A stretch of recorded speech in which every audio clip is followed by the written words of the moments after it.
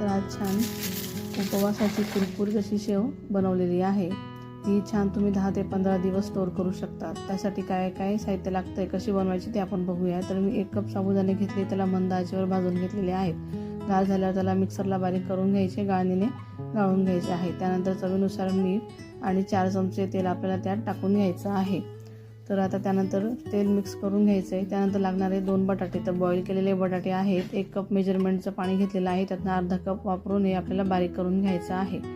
तर सगळं बटाट्याचं जे बॅटर आहे ते टाकून आपल्याला पीठ भिजवून घ्यायचं आहे। वर पाणी लागल्यास पाणी टाकून पीठ भिजायचं। तर आता हे साच्यामध्ये भरून याची छान आपल्याला शेव टाकून घ्यायची आहे। तेल गरम झालं की त्यात जशी बेसनाची शेव टाकतो त्या पद्धतीने शेव टाकायची आणि मीडियम फ्लेमवरच तळा। फुल गॅसवर तळलं तर ती वातळी राहील, म्हणून मीडियम फ्लेमवरच तळा।